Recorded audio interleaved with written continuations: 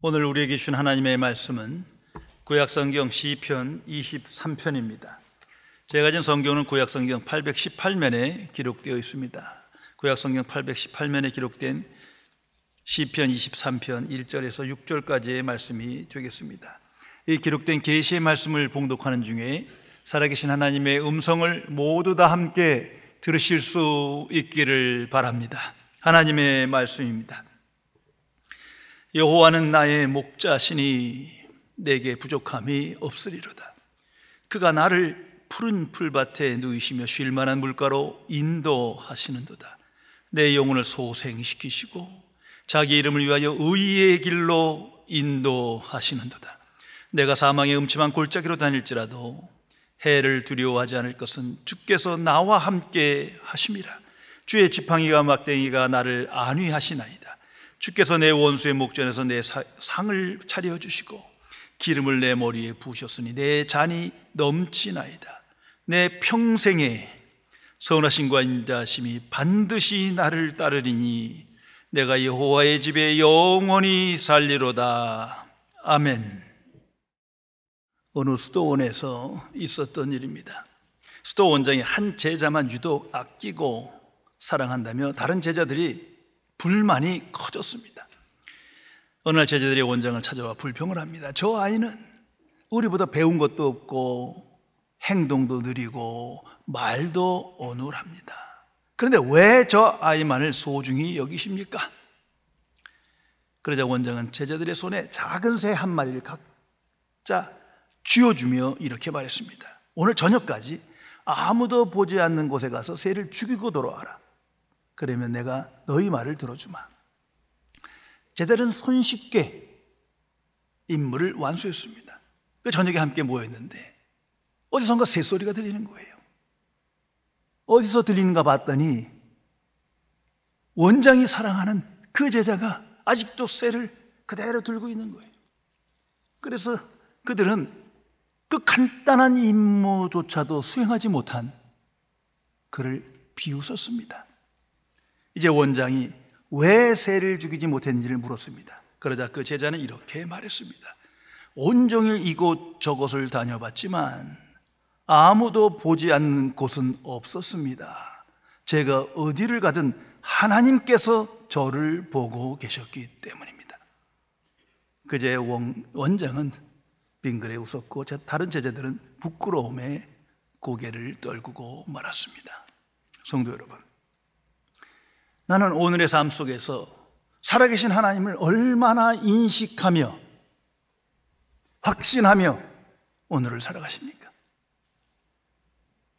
나는 예수 그리스도 안에서 하나님의 임재를 얼마나 갈망하며 하나님과 동행하는 삶을 살아가십니까? 내가 스스로 구원받은 하나님의 자녀라고 확신하면서도 하나님과 함께하는 삶을 체험하지 못하고 갈망하지 않는다면 그는 잘못된 인생을 살아가는 사람입니다. 하나님의 복음은 하나님의 자녀에게 새로운 관점을 주며 새로운 사고방식으로 생각하며 오늘을 살도록 변화시킵니다. 그래서 복음 안에서 하나님을 아는 지식을 갈망하며 하나님의 임재를 확신하며 살아계신 하나님을 따라 하나님께 순종하며 오늘을 살게 되는 것입니다. 그러나 불신자들은 아닙니다. 세상은 그 마음에 하나님이 없다 하고 하나님을 경외하지 않으므로 하나님 중심의 삶을 살아가지 못합니다. 거듭난 그리스도인은 차원이 다릅니다.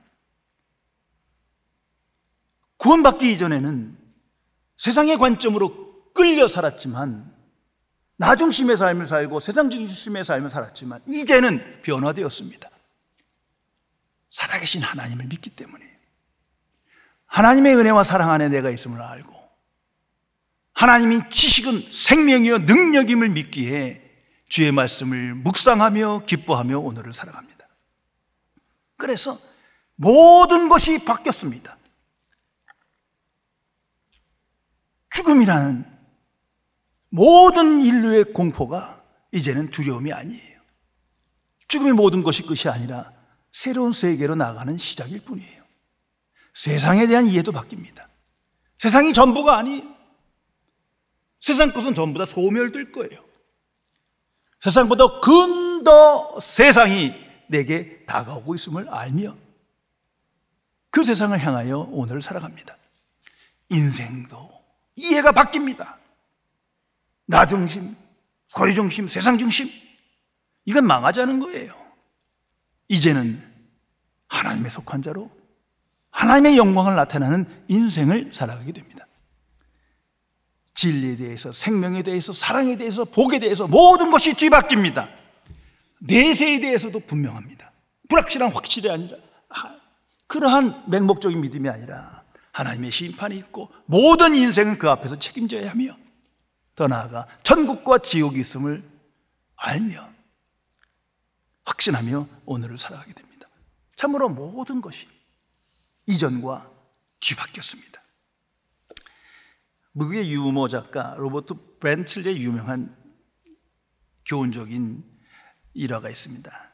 그가 학창시절 논술 시험을 봤을 때 일인데, 논술 주제가 국제수역의 어업권을 둘러싼 미국과 영국의 논쟁에 관한 것인데, 그는 이 시험에서 최고의 독창적인 시각으로 글을 썼다는 이유로 상을 받습니다.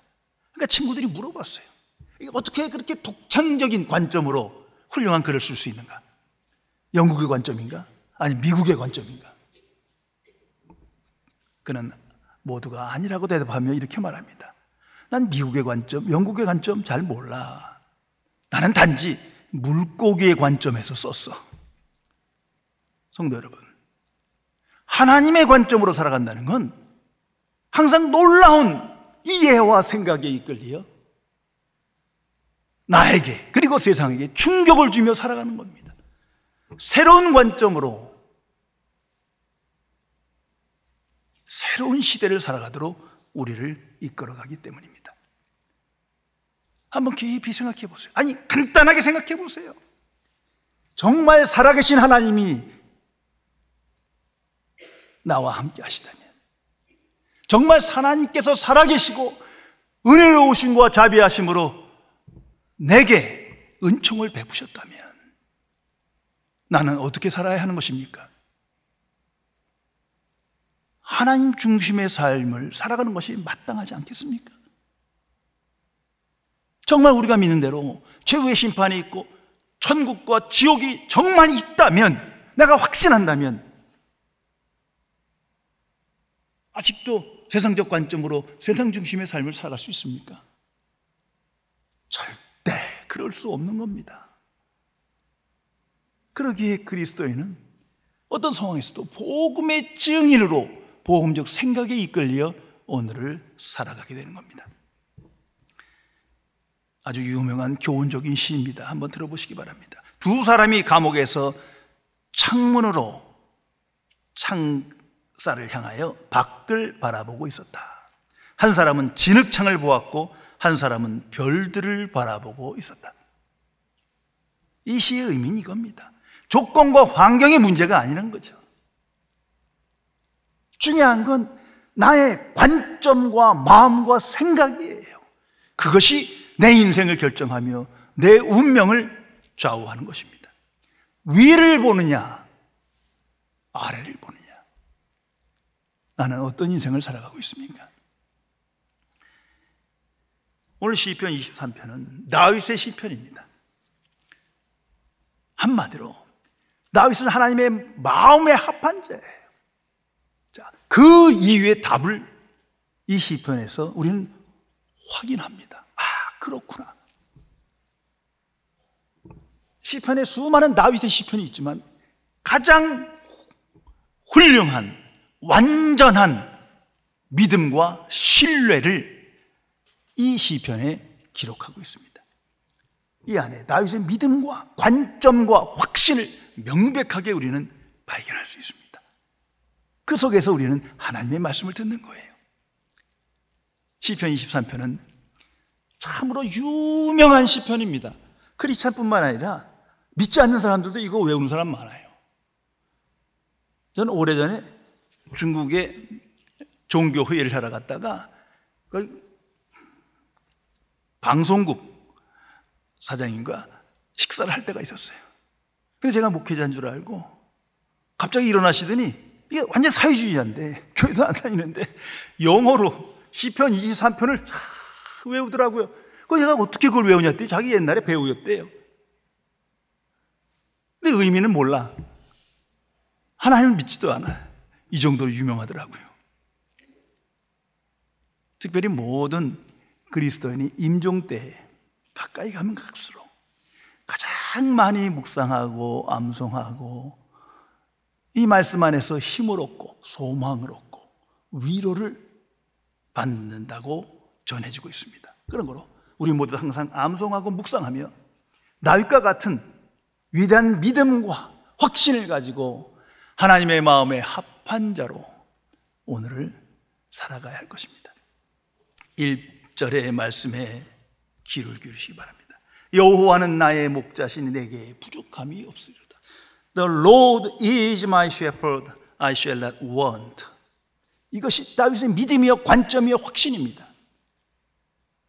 그는 이 세상에 살지만 항상 하나님 중심, 그리고 하나님과 동행하는 삶을 갈망했고 그런 삶을 살았습니다.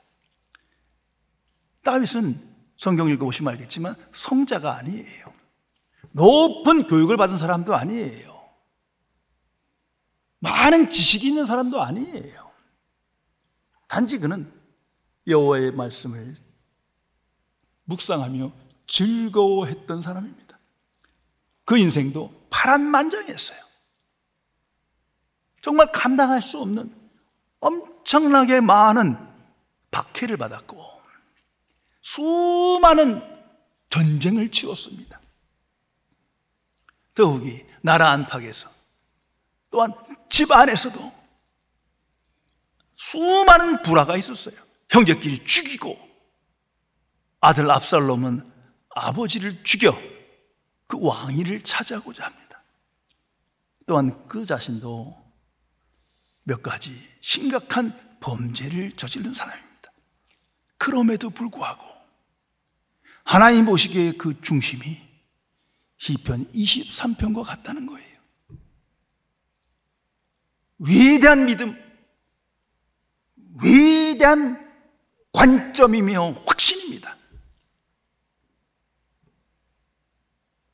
바로 여기에 모든 문제의 해결책이 있다는 것을 알아야 합니다.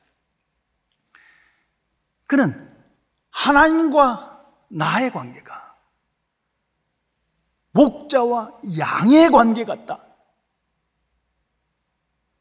하나님과 나의 관계는 실제적으로 이런 관계다. 이렇게 믿고 실천하며 살아간 사람입니다. 하나님을 추상적인 단지 영으로서의 하나님만 생각한 것이 아니라 양이 목자를 보듯이 목자를 따라가듯이 목자와 양의 관계로 구체화하며 하나님 중심의 삶을 살았습니다. 그래서 오늘 이 여호와는 나의 목자시니 이 시제가 The Lord is my shepherd입니다. 이 과거도 아니고 미래도 아니에요. 현재 계속적으로 그렇다는 거예요. 이 어두운 세상 속에 살지만 살아계신 하나님이 내게 목자십니다. 나는 하나님의 현존 속에 오늘을 살아갑니다. 이것이 내 소망입니다. 이것이 내 인생입니다. 이렇게 믿고 고백하며 체험했던 사람입니다.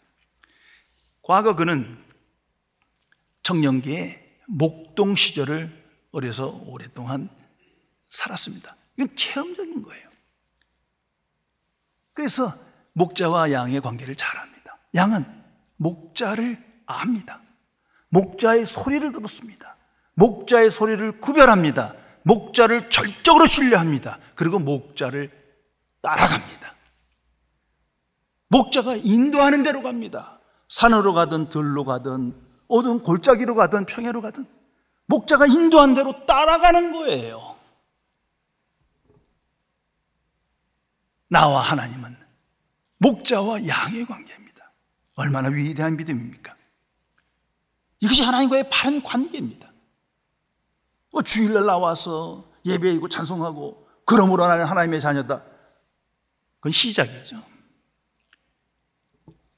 하나님의 전에 나와 하나님의 말씀을 듣고 하나님의 영광 안에 있다가 세상으로 나가 이것이 이어져야죠. 다윗은 삶 속에서, 삶 전체를 통해서 하나님은 나의 목자십니다 고백하는 겁니다. 다시 말해서 하나님의 임재 안에 나는 항상 있습니다. 양이 목자를 보듯이 영이신 하나님이지만 나는 하나님의 임재 안에 내가 있음을 믿고 하나님과 동행하는 삶을 소망하며 오늘 살고 있습니다. 이것을 고백하는 겁니다. 성도 여러분, 여기서 한번 생각해 보세요. 하나님의 임재 안에 있다. 이게 저절로 되는 겁니까? 안 되는 겁니다. 단 한 번 됐다고 지속적으로 되는 겁니까? 절대 아니에요. 분명 하나님은 살아계시고 하나님의 자녀와 함께 하시지만 그 임재를 갈망하며 임재 안에 있는 것을 체험하며 고백하는 것은 경건한 삶의 훈련입니다. 의지적인 훈련이요, 지속적인 결단이지, 이거 뭐 한번 세게 기도했다고, 세게 은혜 받았다고 계속 되어지는 거 아닌 거 우리 너무나 잘 알고 있어요. 다시 한번 생각하세요. 정말 살아계신 하나님이 역사하시고 내가 그 하나님을 믿는다면 하나님의 임재 안에 살아가는 것이 너무나 자연스러운 일 아닙니까? 다윗은 굳게 결심하고 확신하고 그러한 관점으로 세상을 바라보며 하나님의 임재 안에 거했던 겁니다. 성도 여러분, 이런 하나님의 임재, 하나님의 동행하는 삶을 지속적으로 살아가려면 오직 성령의 역사가 있어야 합니다. 우리 항상 경험하는 거 아닙니까? 성령께서 나를 이끌어주지 않으면, 내가 성령께 삶을 의탁하지 않으면 영지주적인 삶을 살아갈 수가 없는 세상입니다. 성령께 붙들려야, 성령께 순종해야 하나님의 임재를 갈망하며 그 임재 안에 오늘을 살아가게 됩니다. 그래서 시편 16편 8절 다윗은 위대한 신앙 고백을 합니다. 내가 여호와를 항상 내 앞에 모심이요. 이건 자기가 결단하는 거예요. 항상 깨어 기도하며 살아계신 하나님을 고백하며 그런 거로 하나님과 함께 내가 하여야 함을 항상 결단하는 겁니다. 그래서 모심이란 말이 키워드가 영어로 보면 keep 또는 set, 내 마음을 하나님 앞에 고정시켜서 하나님을 경외하는 마음으로 하나님의 임재 안에 있기를 유지합니다. 이건 나의 확신이요, 나의 관점이요, 나의 결단인 겁니다. 그래서 위대한 다윗입니다.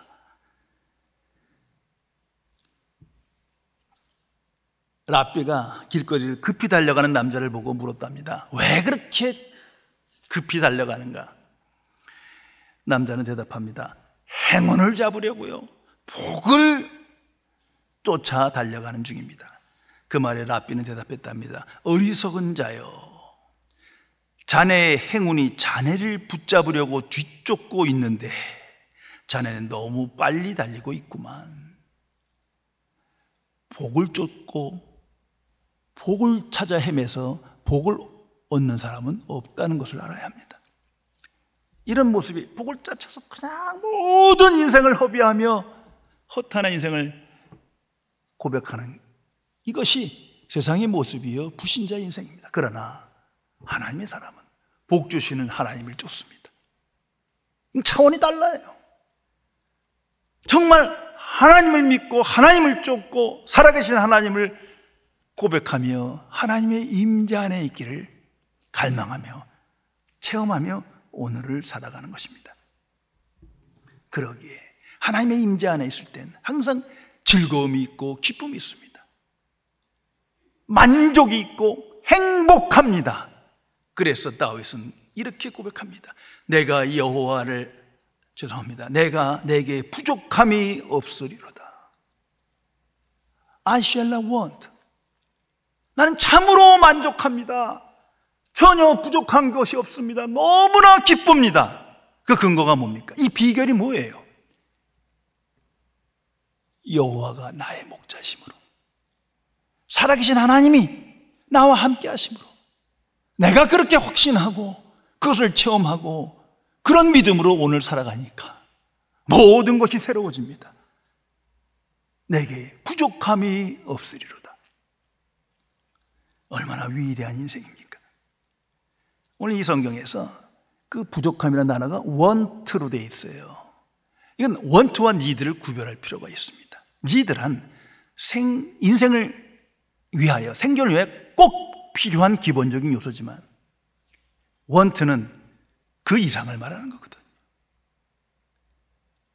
그러므로 자기의 욕망이요, 탐심이요, 소원이요, 꿈인 겁니다. 이기적인 탐심과 욕망인 거예요. 그것이 없어졌다는 거예요. 하나님의 임재 안에 있으니 그런 원하는 것들이 없습니다. 자, 다윗의 인생을 생각해 보세요. 왜 없겠습니까? 왜 원하는 게 없겠습니까? 우리 같은 인생이에요. 살았는데, 그 많은 전쟁을 치렀는데 왜 원하는 게 없겠습니까? 그 많은 박해를 받았는데 왜 원하는 게 없겠습니까? 가정에서 그 많은 불화가 안에 있었는데 왜 원하는 게 없겠습니까? 그런데 하나님과의 바른 관계를 갖고 보니, 살아계신 하나님이 나와 함께 있음을 체험하며 확신하며 그 관점으로 생각해 보니 나는 원하는 게 없습니다. 모든 것이 하나님의 뜻대로 될 것입니다. 자기를 부인하고 하나님만을 따르는 인생을 살아가게 된 것입니다. 성도 여러분, 이것이 온전한 믿음이라는 것입니다. 그래서 다윗을 통해서 하나님께서 온전한 믿음이 뭔지, 하나님과의 바른 관계를 맺는 삶이 무엇인지, 복 있는 자의 삶이 어떠한가를 우리에게 구체적으로 계시해 주는 겁니다. 온전한 믿음이란 삶 속에서 하나님의 임재를 갈망하며 살아계신 하나님을 고백하며 그 은혜와 사랑에 감사하며 오늘을 살아가는 것입니다. 그럴 때 우린 다윗처럼 나의 목자이신 하나님을 고백하며 담대한 인생을 살아가게 됩니다. 성도 여러분, 예수님께서 우리에게 주신 영생, 이터널 라이프가 바로 그것입니다. 육신의 생명이 아닌 영의 생명인 그것은 하나님을 아는 지식을 갈망합니다. 그리고 그 말씀을 묵상함으로 살아계신 하나님을 만나게 돼요. 말씀하신 하나님을 체험하게 됩니다. 하나님의 임재 안에 살아가게 합니다. 거기서 생각하고 판단하고 결단하고 고백하게 됩니다. 얼마나 귀한 선물입니까? 이것이 거듭난 그리스도인의 삶입니다. 이솝 우화로 유명한 이솝의 일화가 있습니다. 이 사람이 젊었을 때 목욕탕 종업원으로 일한 적이 있는데, 주인이 어느 날 목욕탕에 사람이 얼마나 있나 가서 보고 오라 명령을 했어요. 그래서 가서 보니까 그 목욕탕, 당시의 목욕탕에 그 뾰족한 돌이 가운데 하나 있는데 자꾸 거기에 넘어져요. 그거 다치기도 하는데 아무도 이 돌을 치우려 하지 않아요. 그 많은 사람들이. 근데 유독 한 청년만이 그 돌을 빼서 치우더랍니다. 그리고 주인에게 말했습니다. 주인님, 목욕탕에 딱 한 사람만 있습니다. 무슨 말입니까? 사람다워야 사람이지. 성도 여러분, 하나님의 판단에서, 하나님의 관점에서 생각해 보세요. 누가 하나님의 사람입니까? 살아계신 하나님을 알고 믿고 하나님의 임재 안에 갈망하며 확신한 사람이 하나님의 사람인 거예요. 이 지식이 많고 없고의 문제가 아니에요. 얼마나 하나님의 일을 많이 했느냐 아니냐의 문제도 아니에요. 어떤 직분을 가졌느냐의 문제도 아니에요. 아주 단순한 거예요. 어린아이와 같은 마음으로 정말 하나님의 말씀을 듣고 하나님을 사랑하며 하나님의 임재를 체험하며 오늘을 살아가는 사람이 하나님의 자녀입니다. 그러기에 그런 사람은 이렇게 고백합니다. 아니, 이런 삶을 간증합니다. 6절의 기록입니다. 내 평생에 선하심과 인자심이 반드시 나를 따르리니 내가 여호와의 집에 영원히 살리로다. 지금부터 영원까지 하나님과 함께 살리로다. 아멘. 얼마나 위대한 신앙입니까? 여호와의 집이란 무엇입니까? 가장 본질적인 요소는 여호와께서 계신 곳이에요. 아무리 눈에 보이게 훌륭한 성전이고 교회고 해도 하나님이 떠나면 그건 그냥 종교기관이 건물이지 아무것도 아니에요. 여호와의 집이란 여호와 하나님께서 계신 곳이에요. 우리 많이 그런 질문을 받죠. 하나님 나라가 어디 있냐? 천국이 어디 있냐? 준비된 대답을 하세요. 하나님이 계신 곳이야. 넌 하나님을 안 믿으니까 인식할 수 없고 느껴지지 않는 거야. 지금 부활하신 예수님께서 계신 곳이 천국이에요. 예수님도 말씀합니다. 아버지가 계신 곳이다. 아버지의 집으로 가노라. 하나님 아버지께서 계신 곳이 하나님 나라요, 천국입니다. 하나님의 통치와 주권이 완전하게 이루어지며 그것을 기뻐하며 찬양하는 그곳이 천국이요, 여호와의 집이요, 하나님 나라입니다. 다윗의 마음은, 관점은 바로 여호와의 집에 가 있는 거예요. 이 땅에 사나 항상 여호와와 함께하는 삶을 갈망했습니다. 박해를 받으나 왕으로 지내나 세상 중심이 아니에요. 나 중심도 아니에요. 하나님 중심이요, 하나님의 관점으로 하나님과 함께 하기를 갈망하며 오늘을 살아갑니다. 성도 여러분, 오늘 많은 그리스도인이 천국을 믿지만 죽은 다음에 천국만 생각해요. 이건 불신앙이에요. 전 못 갈 것 같아요. 예수님의 말씀으로 보면 예수님이 말씀하신 천국과 하나님 나라는 오늘 이 험악한 세상에 오늘 내게 주어진 그 나라를 말하는 겁니다. 다윗이, 위대한 다윗의 믿음이 성경에 기록되며 우리에게 계시되는 건 바로 그겁니다. 그 옛날 그는 그 마음과 관점이 하나님 나라에 있었어요. 여호와의 집에 있었어요. 하나님께서 그에게 복을 주십니다. 복 있는 삶을 살게 하셨습니다. 오늘 이 성경에도 보면 내가 영원히 살리로다. 그 영원히를 원문으로 보면 My whole life long, 나의 전체 삶이 지금부터 영원까지 여호와의 집에 거하리로다. 얼마나 아름다운 위대한 확신이며 믿음입니까? 그러기에 그는 확신을 갖고 이렇게 고백합니다. 내 평생에 선하심과 인자심이 반드시 나를 따르리니. 아니, 이거 외친다고 내게 정말 이런 일이 있는 거 아니잖아요. 근거가 있어야죠. 그게 뭡니까? 하나님과 바른 관계예요. 여호와는 나의 목자시니 하나님의 임재 속에 살아갔기에 살아계신 하나님의 선하심과 인자심이 항상 나를 따르리라. 그래서 위대한 인생을 살아가게 됩니다. 성도 여러분, 에덴 낙원에 설린 목적이 여기 있습니다. 죽은 사람을 제가 어떻게 하겠어요? 그건 예수님도 못하는 거예요. 중요한 것은 오늘의 삶이에요. 내 마음이, 내 관점이 어디에 있느냐 이거예요. 천국을 바라보며 오늘을 살아가는 거예요. 위를 바라보며 이 땅에서 담대한 인생을 살아가는 거예요. 정말 살아계신 하나님의 임재를 확신하며 갈망하며 오늘을 살아가는 자가 복 있는 자요, 하나님의 사람입니다. 성도 여러분, 예수 그리스도를 생각하시오. 그분이 이 땅에 오셔서 나는 선한 목자다 말씀하십니다. 요한복음 10장에서 자세히 말씀하십니다. 나는 선한 목자다.